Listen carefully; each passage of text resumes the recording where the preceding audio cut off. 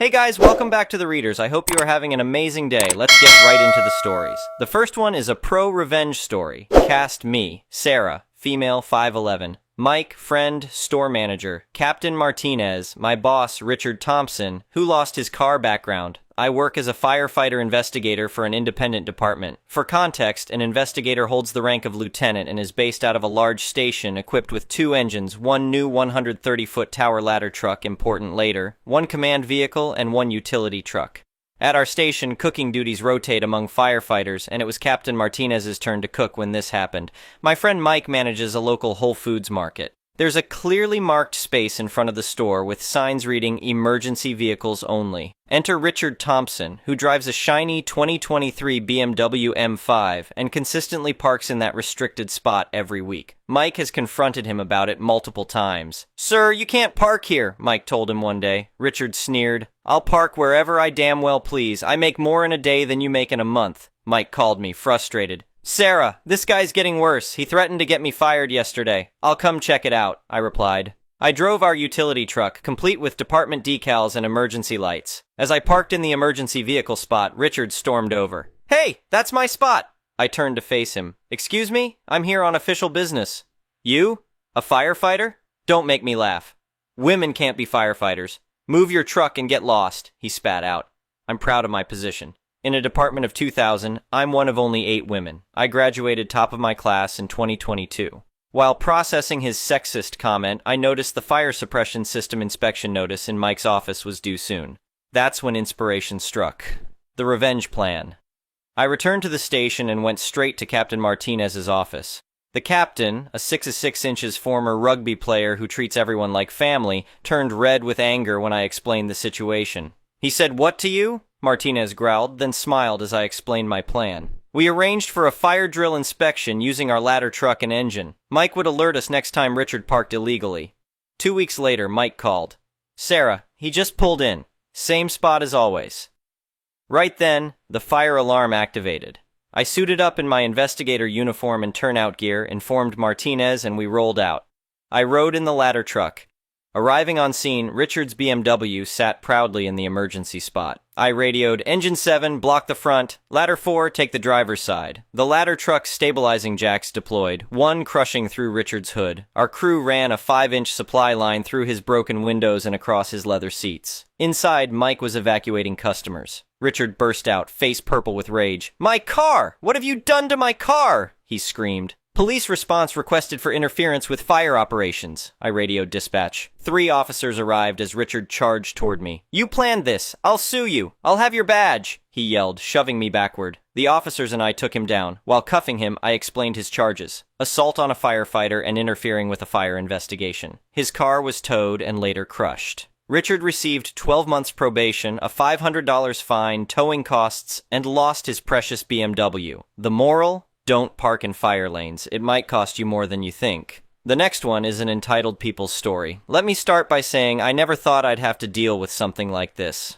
I'm a 35-year-old software developer working from home, living in a nice suburban neighborhood with my wife Sarah and our 2 kids. We bought our house 3 years ago, and one of the main selling points was the beautiful in-ground pool in the backyard. We spent quite a bit making sure it was properly maintained and secured, with a 6-foot privacy fence around the entire property and child-proof locks on all gates. Everything was fine until about 2 months ago when the house next door sold. The new neighbor, let's call her Karen, not her real name, moved in with her husband and 3 kids. She seemed nice enough at first, came over to introduce herself, brought cookies, the usual neighbor stuff. But things started getting weird when she noticed our pool. "Oh wow, you have such a gorgeous pool," she exclaimed during that first visit. "My kids would love to come swim sometime." I politely explained that for liability reasons, we don't allow others to use our pool. Our homeowner's insurance specifically required us to restrict access. Karen's face fell slightly, but she seemed to accept it at the time. A few days later, she came knocking again. "The kids are dying in this heat," she pleaded. "Could we please use your pool just this once? We'll sign any waiver you want." I stood firm. "I'm sorry, but we really can't allow it. It's a strict insurance requirement." She left in a huff, muttering something under her breath. I thought that would be the end of it, but boy was I wrong. The first incident happened about a week later. I was working in my home office when I heard splashing and children's laughter coming from the backyard. Looking out the window, I was shocked to see Karen and her 3 kids swimming in our pool like they owned the place. I immediately went outside. "Excuse me, what are you doing in our pool? How did you get in here?" Karen acted like this was perfectly normal. "Oh, hi. Hope you don't mind. It's just so hot today and the kids were desperate for a swim. Your gate was unlocked." "That's not possible. We always keep it locked. You need to leave immediately." "Don't be such a stick in the mud. There's plenty of room for everyone. We'll be careful, I promise." I stood my ground. "This is not a public pool. Please get out now before I have to call the police." She finally gathered her kids and left, complaining loudly about selfish neighbors the whole time. I checked the gate and found that the lock had been broken. Someone had clearly forced it open. I immediately called a locksmith to install better locks and ordered security cameras. My wife thought I was overreacting, but I had a feeling this wouldn't be the last incident. Sure enough, just 3 days later, our new cameras caught Karen and her kids scaling our fence around 1 p.m. while I was on a work call. This time I called the police non-emergency line and had them send an officer out. The officer spoke to Karen, who claimed she thought it was neighborly to share pools in the summer. He warned her about trespassing but didn't cite her since it was a first official complaint. That evening, Karen's husband came over to apologize. "I'm so sorry about my wife," he said, looking embarrassed. "I've told her to leave you folks alone." I appreciated his apology, but decided to send a certified letter formally warning them about trespassing, just to create a paper trail. I also installed motion-activated lights and additional cameras. For about 2 weeks, things were quiet. Then came the incident that finally pushed me over the edge. It was a Saturday afternoon in July. My wife and kids were visiting her parents, and I was catching up on some yard work. I went inside briefly to get water, and when I came back out, I found Karen and all 3 kids in the pool again. "Seriously? After multiple warnings?" I called out. Karen was floating on one of our pool loungers, sunglasses on. "Oh, please, you're not even using it. Stop being so selfish. Get out now. This is your final warning." "Or what?" she sneered. "You'll call the police again? They barely cared last time." I pulled out my phone and started recording. "You're trespassing on private property after multiple warnings. Yes, I'm calling the police." That's when she completely lost it. She started screaming about how I was ruining her children's summer and what a terrible neighbor I was. The kids started crying. She grabbed their pool toys, which they'd apparently brought over, and stormed toward the gate, yelling the whole time, "You're just a miserable person who wants everyone else to be miserable too. We moved here for a nice neighborhood and you're ruining everything. My kids are traumatized because of you." I kept recording as she left, capturing her kicking our gate on the way out. Then I called the police again. This time they took it more seriously since it was a repeat offense. They took my statement and reviewed the security footage, which clearly showed them climbing the fence. The officer said they'd be filing charges for criminal trespassing. Karen apparently got wind that charges were coming because she showed up at our door that evening in tears, begging me to drop the complaint. When I refused, she switched to threats. "You'll regret this. No one in the neighborhood will want anything to do with you after I tell them what horrible people you are. I'll make sure everyone knows you made my children cry." I simply closed the door and called my lawyer the next morning. He advised me to document everything and file for a restraining order, which we did. The day after we filed, Karen's husband came over again, this time with their real estate agent. Apparently, they'd only been renting the house next door, and the owner was evicting them for causing problems. The husband wanted to apologize again and let us know they'd be gone within 30 days. I thought that would be the end of it, but Karen wasn't done yet. She started posting on our neighborhood Facebook group about how we were elitist neighbors who traumatized children by not sharing our pool. She even claimed we had deliberately invited her kids over and then called the police on them as some kind of cruel prank. Fortunately, I had documentation of everything. The security footage, the police reports, the certified letter, and recordings of her threats. I had my lawyer send her a cease and desist letter regarding the defamatory posts. Most neighbors saw through her drama anyway. Several came forward to share their own stories about Karen's entitled behavior. Apparently, she'd been demanding to use other people's trampolines, basketball hoops, and even trying to help herself to vegetables from someone's garden. The criminal trespassing charges were filed, but the prosecutor agreed to drop them in exchange for Karen agreeing to move out of the neighborhood immediately and stay away from our property. Her husband found them a rental house across town, and they were gone within 2 weeks. We thought that was the last we'd hear from Karen, but about a month later we got served with a civil lawsuit. She was suing us for emotional distress and claiming her youngest child had developed aquaphobia because of our cruel treatment. She was demanding $50,000 in damages. My lawyer assured me the case was ridiculous and would likely be thrown out, but we still had to respond. We filed a countersuit for the cost of the security system, new locks, and legal fees. The day of the court hearing was almost comical. Karen showed up with a thick binder full of printed Facebook comments supporting her side of the story. She'd also brought pictures of her traumatized children playing sadly in a kiddie pool in their new backyard. Her entire case basically boiled down to, they were mean and wouldn't share. The judge was not impressed, especially when we presented our evidence. Security footage showing them breaking in multiple times, police reports documenting the trespassing photos of the damaged lock, the certified letter warning them to stay off our property, recordings of Karen's threats, documentation of her defamatory social media posts, statements from other neighbors about similar incidents. The judge didn't even let the case get very far. He dismissed her lawsuit with prejudice and granted our countersuit. Karen burst into tears and tried to argue, but the judge shut her down. Ma'am, you repeatedly trespassed on private property, damaged their property, harassed them when caught, and then tried to defame them publicly. You're lucky they didn't pursue the criminal charges. You owe them $3,500 for damages and legal fees. Next case. Karen's husband immediately wrote us a check for the full amount, apologizing yet again for his wife's behavior. We haven't heard from them since, though we occasionally see posts in neighborhood Facebook groups for other areas warning about the entitled pool lady. The whole experience led to some positive changes in our neighborhood, though. Several families with pools got together and started a neighborhood pool club. We rent the local community center pool once a month during summer for neighborhood pool parties, where everyone can swim safely and legally. Some of the families who supported Karen initially have actually apologized to us after seeing how she behaved in other neighborhoods. We've since upgraded our security system further and added no trespassing signs around the pool area. Our homeowner's insurance company was very happy with the improvements, and we even got a small discount on our premium. My wife and I still laugh about the absurdity of the whole situation. Imagine being so entitled that you think you have the right to break into someone's private property, use their pool without permission, and then sue them when they object. The best part? Karen's social media crusade against us completely backfired. Our local community Facebook groups now use "pulling a pool Karen" as shorthand for entitled behavior. Whenever someone posts demanding to use their neighbor's private property or amenities, the comments fill up with pool emojis. Looking back, I'm glad I stood my ground and documented everything carefully. It would have been easier to give in to her demands initially, but that would have only encouraged her behavior. Sometimes you have to deal with short-term drama to prevent long-term problems. We still get the occasional question from new neighbors about using our pool, but now we just direct them to the neighborhood pool club. It's a much better solution for everyone, except Karen, of course, but she'll have to find someone else's property to invade. The whole experience taught us valuable lessons about setting boundaries with neighbors and the importance of documenting everything when dealing with difficult people. It also showed us who our real friends in the neighborhood were, the ones who stood by us even when Karen was spreading lies. These days, our backyard is peaceful again. We can enjoy our pool without worrying about uninvited guests, and our security cameras haven't caught anyone climbing the fence in months. Sometimes the best revenge is simply living well and letting entitled people face the consequences of their own actions. As for Karen, last we heard she'd moved to another state after similar incidents in their new neighborhood. I almost feel sorry for her new neighbors. Almost. Update, 2 years later.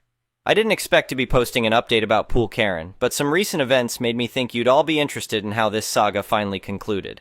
About 6 months ago, I got a surprising email from Karen's husband, now ex-husband. He wanted to meet for coffee to discuss something important. I was hesitant at first, but he'd always been reasonable, so I agreed to meet at a local coffee shop. It turns out Karen's pool crashing behavior wasn't an isolated incident.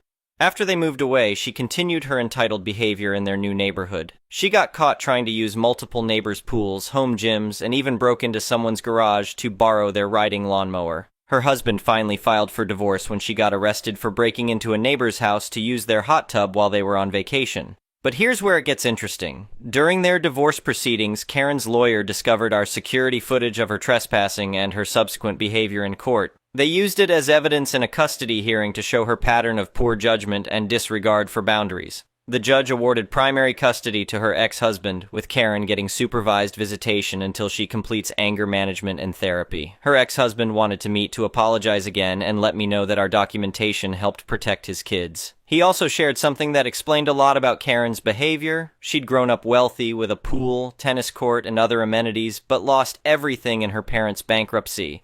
She apparently never adjusted to not having these things and felt entitled to use other people's property because that's how she grew up. Not that this excuses her behavior, but it at least explains it somewhat. The real reason I'm posting this update, though, is what happened last week.